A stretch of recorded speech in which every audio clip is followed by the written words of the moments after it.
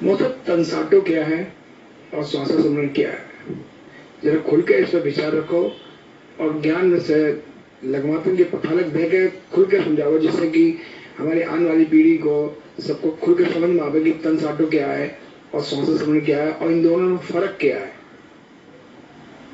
तन साठे बिन भगत न हुई, तन मन सौंपे साधु सो। तन साठो के बिना भक्ति न हुई, और तन और मन जो सौंप दे वही साध है।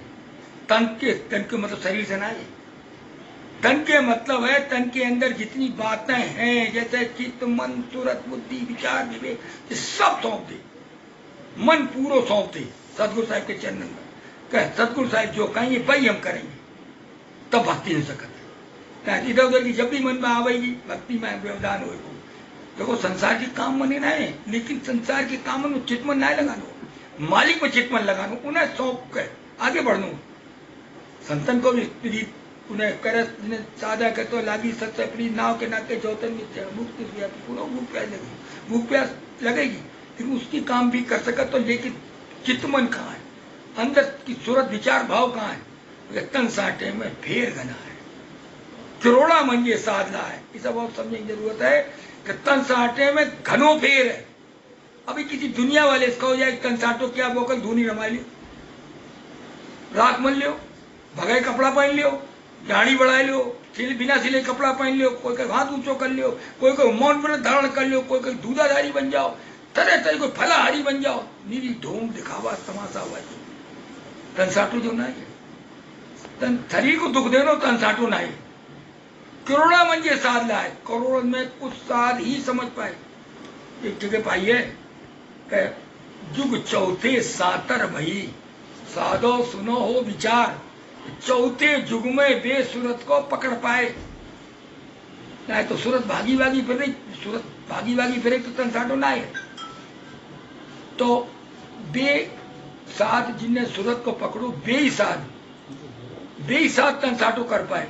अगर इनका अर्थ कोई कोई लय पांचा साता माई नौता ही निजान सी तेरे, कोई कोई समझ पाए कैसे तन साटो। सूरत और प्राणी को ब्याह ही तन साटो है।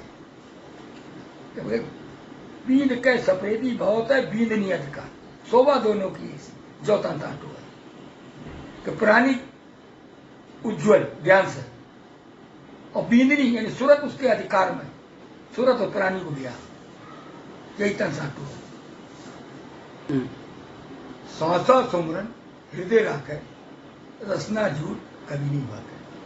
हृदय में रखनो सांसा सुमरन। और सांसा सुमरन है क्या कि सांस, उस सांस की फेरो माला, सांस अंदर जाए तो सत, और जो बाहर आवे तो अवगत, उस सांस माला कैसे सत्य तो वैसे कह ऐसे नहीं, जवान ना चले, होंठ भी ना चले, सांस अंदर जाए उसके संग में सत, बाहर निकले उसके संग अवगत, सत अवगत।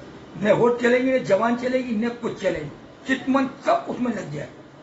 हर सांस को लखें, हर सांस पर लगो, सांस में कोई भी कहीं पे खाली नहीं चली जाए, सांस में कोई चीज दूसरों व्यवधान नहीं आ जाए।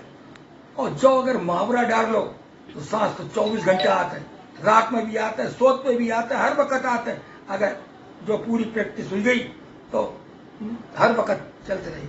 जो श्वासा सुमरन ऐसो ही है, रिंज नहीं खंड है, श्वासा सुमरन रिंज नहीं खंड है, रिंज में खंडित ना हो, जिनको ना खंडित हो श्वासा सुमरन रिंज नहीं खंड है। सन्मुख लेखा दे, उनने सन्मुख लेखा दो। सन्मुख के मतलब है मालिक के हर हुक्म को मान कर उनने लेखा दो। जय जय भक्ति बताई उदादास बाबा, जो भक्ति करनी है। देखो जाप से क्या होता है, मन पर पकड़ होता है, मन 24 घंटा चलता है, और मन को पकड़ने के लिए जाप बहुत जरूरी है। सुमरन सांस के द्वारा, ज्ञान ध्यान में, और बंदगी हुक्म मानने, 4 बातें हैं।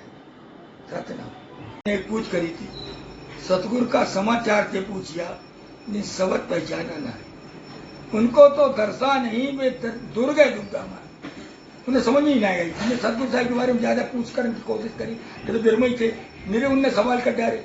सतगुरु साहिब को पहचानने के लिए उनकी सीख को समझना बहुत जरूरी है। कई सात भाइयों ने अर्थ करे, बहुत अच्छे लगे, बहुत अच्छी पथालकन से करे और मन राजी हो कि हाँ हमारी फिल्म नए आए रहे बहुत जिन्हें जो आगे अर्थ करेंगे। अब युगकम में पहुंचो, हम तो बुढ़े है, पता नहीं कब निकलने, तो कम से कम वो काम तो चालू रहे, वो बहुत अच्छे लगो।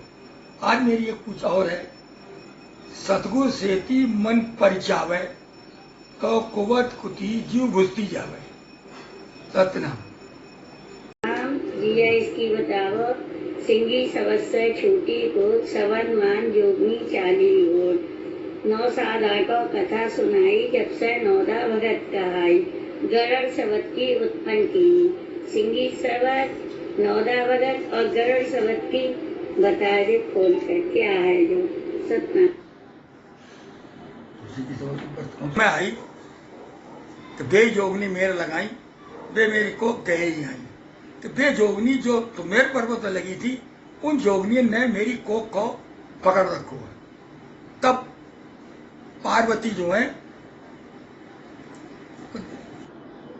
तो उनको बहन जो है इतना बढ़ गो कि उन्हें जो लगन लगी बच्चा हमारे कोई नहीं, जोगनी ने हमारी कोक पकड़ रखी। तो वे कह रहे सिंगी सबद से छूटी को, सिंगी सबद से छूटी को सबद मान जोगनी चाली ओट। अब सिंगी शब्द किसने पढ़ो?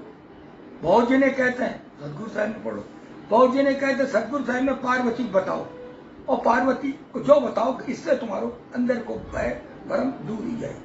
तो पार्वती नहीं पढ़ो, उससे उनको मतलब जो उनके मन को बहन तो वो दूर ही हो। शब्द मान जोगनी चाली हो, उन्हें जो लगी कि शब्द को मान के जोगनी जो है ओट में चली गई, जो उनके मन में आओ।